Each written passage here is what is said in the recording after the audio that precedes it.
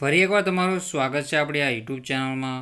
તો આપણે આ વિડીયોમાં એકમ કસોટી પ્રશ્ન બેંકનું સોલ્યુશન જોવાના છીએ. તેમાં આપણો વિષય સંસ્કૃત રહેવાનો છે.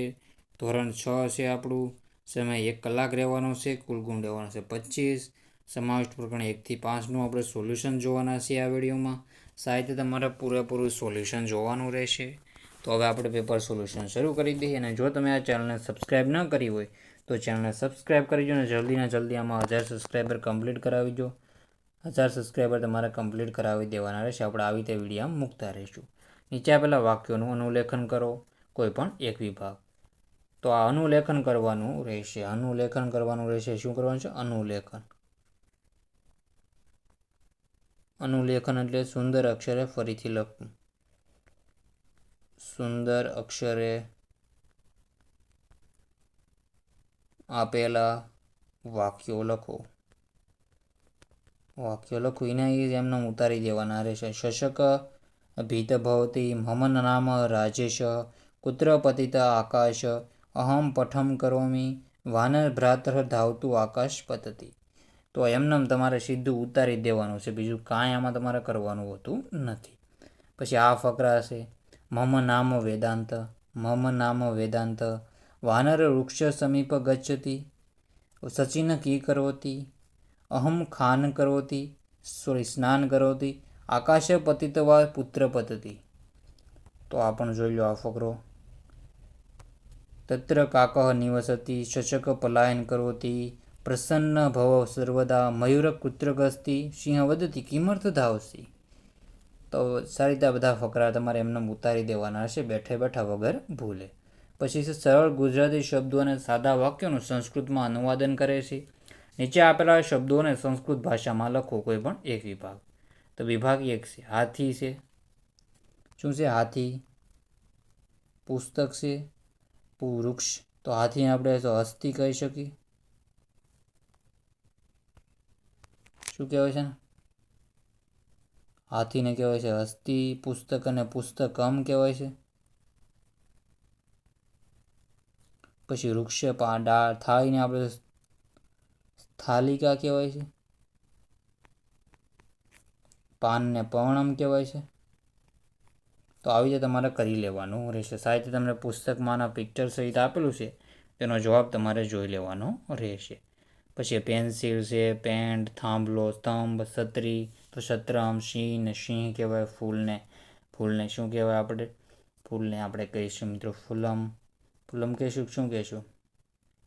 ફૂલને કહેવાય છે અલગ કહેવાય છે મિત્રો. તમારે જણાવવાનું રહેશે શું કહેવાય છે. કીડીને પીપીલિકા, સસલાને શશકા, બાળકને બાલક, વિમાનને વિમાનમ, કાગડાને કાકહ, ઘડિયાળને ઘડિયાળ, દાંતરડું મગર, મોરને મોર કહેવાય છે. બીજું શું કહેવાય?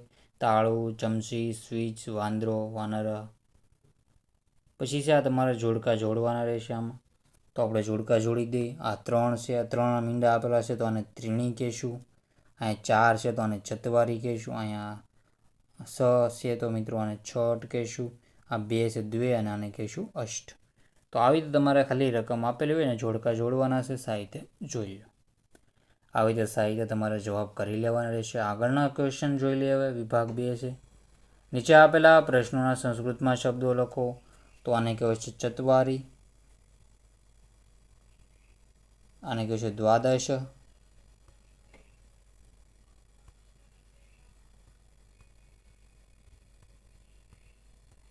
આને કહેવાય છે દ્વાદશ.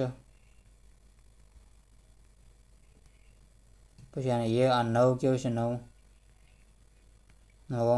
આને કહેવાય છે પંચ.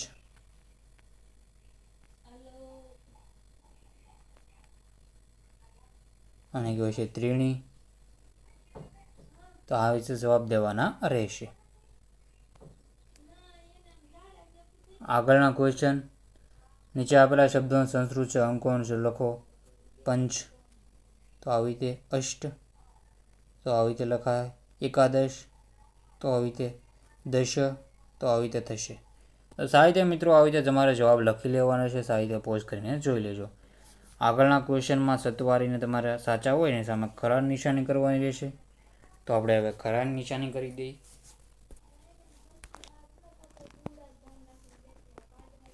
ચતવારી તો તો સાચું છે, 9 ખોટું છે, દ્વાદશ સાચું છે, આ ષટ ખોટું છે, એકમ સાચું છે.